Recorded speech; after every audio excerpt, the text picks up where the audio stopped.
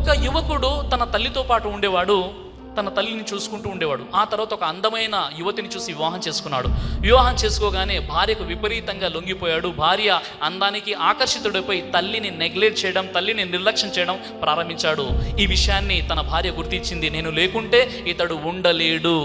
ఆ విధంగా ఆవిడ అనుకుంది, ఈ వృద్ధ అత్త నాకెందుకు, ఈమె లేకుంటే మేము ఇంకా హ్యాపీగా ఎంజాయ్ చేసుకుంటూ ఉండవచ్చు కదా అనేటటువంటి ఒక శైతాన్ ఆలోచన ఆ స్త్రీలో, ఆ యువతిలో కలిగింది. అప్పుడు ఆమె ఏం చేసిందంటే, ఇతడు రోజు ఉద్యోగం చేసుకుని ఇంటికి వచ్చేవాడు. సాయంత్రం రాగానే ఏదో ముఖం మార్చుకుని ఉండేది. ఒకరోజు ఇతడు ఉద్యోగం కోసం వెళ్ళాడు, సాయంత్రం ఇంటికి వచ్చాడు. ఈమె ఏదో నలతగా ఉంది, సరిగ్గా మాట్లాడలేదు, పట్టించుకోవడం లేదు. అప్పుడు అన్నది ఖరాఖండిగా చెప్పేసింది, చూడండి ఈరోజు నీ తల్లి అయినా ఉండాలి లేదా నేనైనా ఉండాలి,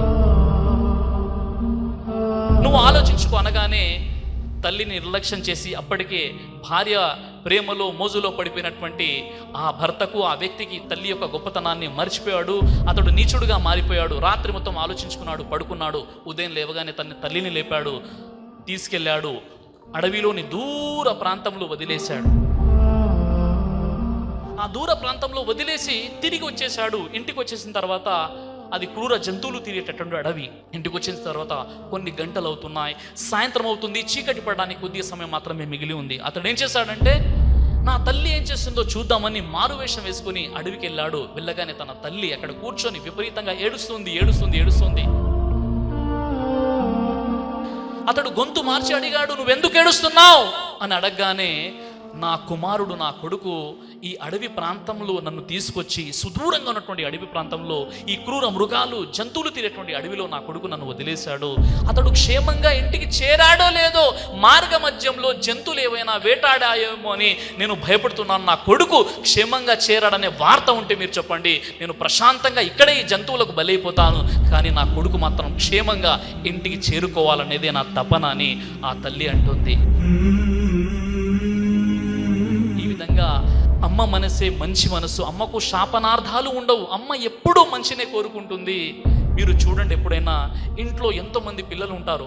ఒకరికేమో బిర్యానీ అంటే ఇష్టం, మరొకరికి గుత్తొంకాయ అంటే ఇష్టం, ఇంకొకరికి సాంబారు అంటే ఇష్టం, ఇంకొకరికి రసం అంటే ఇష్టం. ఇలా వేరు వంటకాల్లో వేరు విధంగా పిల్లలకు ఇష్టం వచ్చిన విధంగా తల్లి వంట చేసి పెడుతుంది. ఎప్పుడైనా అమ్మ తనకు ఇష్టమైన వంట ఎప్పుడు కూడా ఇంట్లో చేయదు. ఇప్పుడు కూడా పిల్లలకు ఇష్టమైనటువంటి వంటకాలే తల్లి చేస్తుంది, కానీ తల్లికి ఇష్టమైనటువంటి వంటకం అనేది ఇంట్లో ఉండదు. ఆ విధంగా పిల్లల్ని తల్లి పెంచుతుందో, అలాంటి తల్లి పట్ల ఇలాంటి వైఖరిని కలిగి ఉండడం ఎంత నీచమైనటువంటి విషయమో చూడండి మిత్రులారా. కళ్ళు మూసుకొని ప్రేమించేది ప్రియురాలు, కళ్ళు తెరుచుకొని ప్రేమించేది స్నేహితురాలు, కళ్ళు ఉరిమి ప్రేమించేది భార్య, కళ్ళల్లో ప్రేమ కనపడకుండా ప్రేమించేది అమ్మ, కళ్ళు మూసే వరకు ప్రేమించేది నాన్న. అమ్మ ప్రపంచానికి నిన్ను పరిచయం చేస్తుంది, నాన్న ప్రపంచాన్ని నీకు పరిచయం చేస్తాడు. అమ్మ భద్రత, నాన్న బాధ్యత. ఆకలి తెలియకుండా అమ్మ చేస్తుంది, ఆకలి విలువ తెలిసేలా నాన్న చేస్తాడు. జీవితం అమ్మది, జీవనం నాన్నది.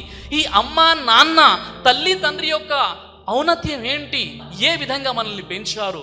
ఎప్పుడన్నా మీరు చూసి ఉంటారు, చిన్నప్పుడు జ్వరం వచ్చినప్పుడు వారి టెంపరేచర్ పెరగకుండా ఆ యొక్క తడి బట్ట తీసుకొని, ఆ తడిగుడ్డ తీసుకొని తల్లి లేదా తండ్రి ఆ పిల్లల్ని తీసుకొని రాత్రి మొత్తం కూడా ఆ టెంపరేచర్ ఎక్కువగా పెరగకుండా చూస్తుంటారు.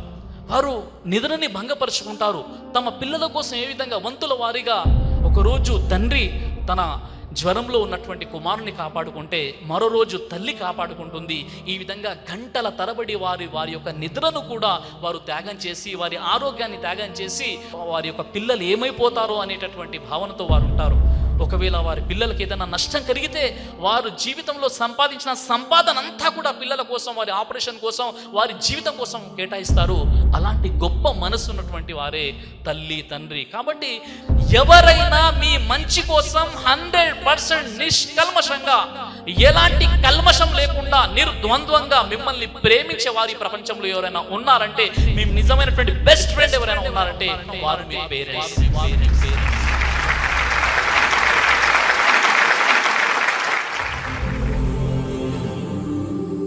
బ్రదర్ సిరాజ్ అని యూట్యూబ్ ఛానల్ని మీరు సబ్స్క్రైబ్ చేసినట్లయితే ఇన్షాల్లా దేవచిత్తం అయితే మీకు వీడియోస్ వస్తుంటాయి. అదేవిధంగా బ్రదర్ సిరాజ్ అనేటటువంటి ఫేస్బుక్ని కూడా లైక్ చేయడం వల్ల మీకు వీడియోస్ వస్తుంటాయి.